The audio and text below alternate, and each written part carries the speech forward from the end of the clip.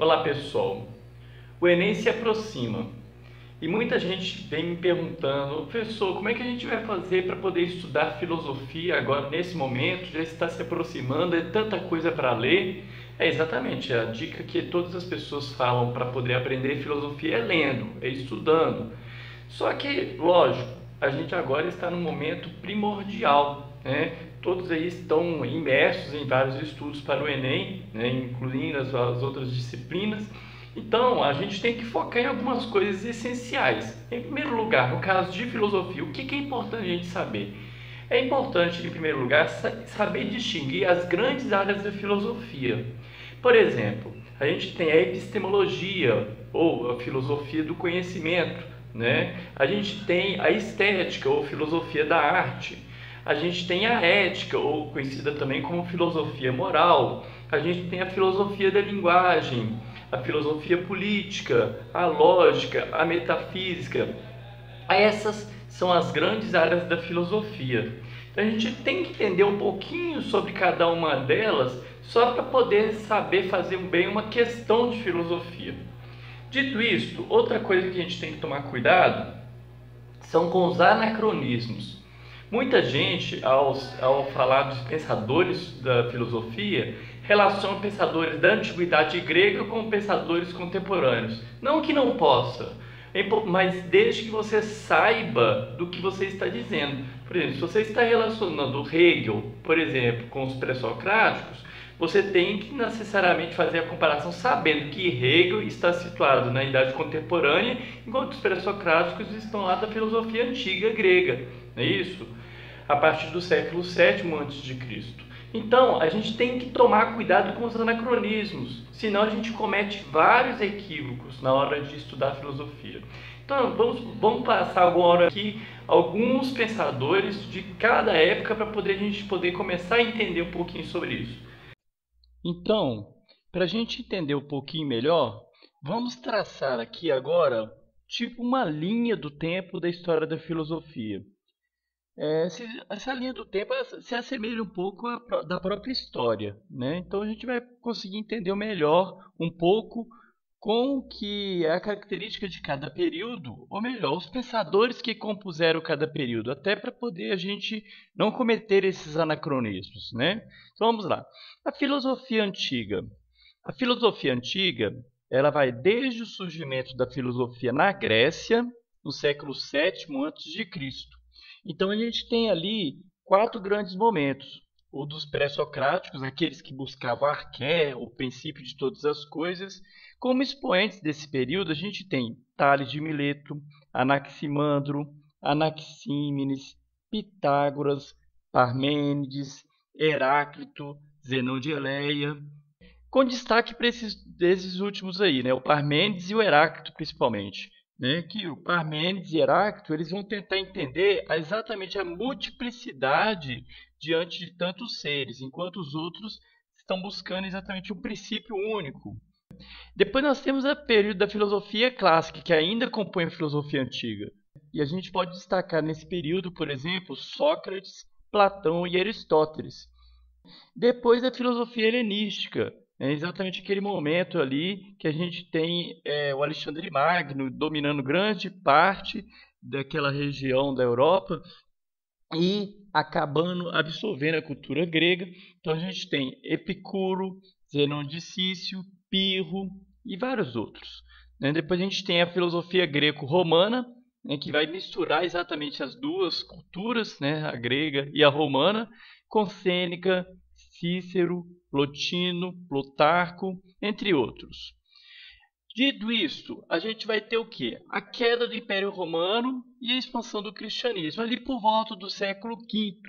Então, nesse momento, a gente tem o quê? Uma filosofia mais ligada à Igreja Católica.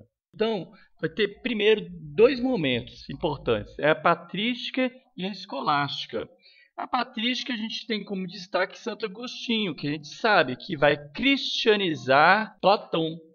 E na escolástica a gente vai ter como destaque São Tomás de Aquino, que vai cristianizar Aristóteles. O que é cristianizar? Eles vão pegar a filosofia grega e vão adaptar à doutrina da Igreja Católica, né? Mas a gente também tem filósofos europeus que não eram restritos à tradição cristã, por exemplo, como Roger Bacon, Guilherme de Ockham e outros, e filósofos que também não eram europeus e também não eram cristãos, como Avicena, Averroes, Maimônides. Esses últimos que eu falei são pouco conhecidos e também pouco citados, mas pode acontecer de aparecer, né, uma questão do Enem. Depois, a gente tem ali desde o início lá no Renascimento, no século XV, a gente tem o início da filosofia moderna.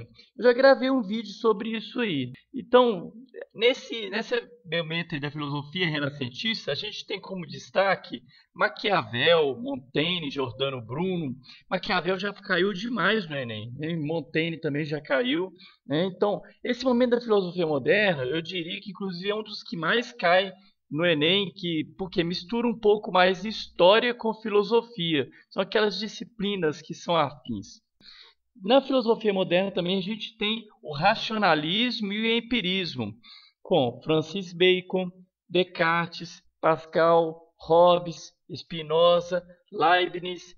Para quem não sabe a diferença entre os dois aí, eu também já gravei um vídeo relacionando racionalismo e empirismo, né? Qual que é a diferença entre racionalismo e empirismo? Depois a gente tem o momento do iluminismo, que ainda compõe a filosofia moderna, com Locke, Berkeley, Hume, Kant, Rousseau, Voltaire e vários outros, né? O iluminismo também, uma corrente fortíssima que cai no Enem e que com certeza vai misturar conteúdos de filosofia e de história. E depois a gente vai ter, lá nos meados do século XIX, em diante, a filosofia contemporânea, ou seja, até o nosso tempo.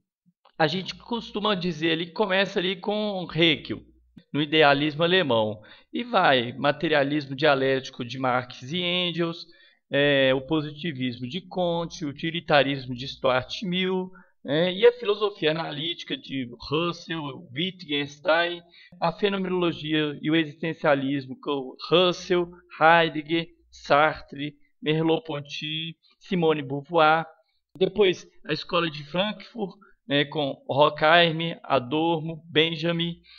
E o estruturalismo e a filosofia pós-moderna, com Lévi-Strauss, Foucault, Derrida. Né? Então, gente, a gente vai falar assim, mas que tanto de nome difícil, professor? Pois é, gente, a gente não precisa ficar preso demais, especificando demais a teoria de cada um. A gente não vai aprofundar, a gente vai superficialmente aprender um pouquinho sobre cada período, aí fica fácil também de entender sobre vários filósofos daquele momento. Por exemplo, se eu falo de racionalismo e eu sei que determinado filósofo é racionalista, eu não vou precisar ficar aprofundando a teoria daquele filósofo para uma questão do Enem, a menos que posteriormente eu vá fazer um curso de filosofia. Então, para esse momento do Enem, é importante que vocês foquem na característica daquele período. Qual que é a característica da filosofia antiga? Primeiro, a busca da arqué, de um princípio. Depois, a introdução do homem nessa questão aí, na discussão da polis, na arte do bem viver. Na filosofia medieval, exatamente essa mistura entre filosofia e religião e o cristianismo. Relacionar fé e razão.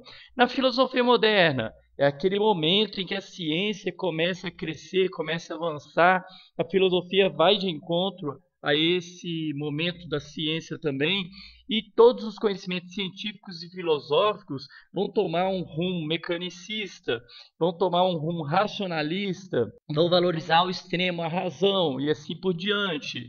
Na filosofia contemporânea, a gente vai ter o quê? Praticamente uma crise da razão. Isso vai começar já lá na filosofia moderna, né? Com Kant, com o criticismo de Kant, com o ceticismo de David Hume, né? Então, quer dizer, se você entendeu as características de cada período, fica fácil de entender sobre aqueles filósofos daquele período.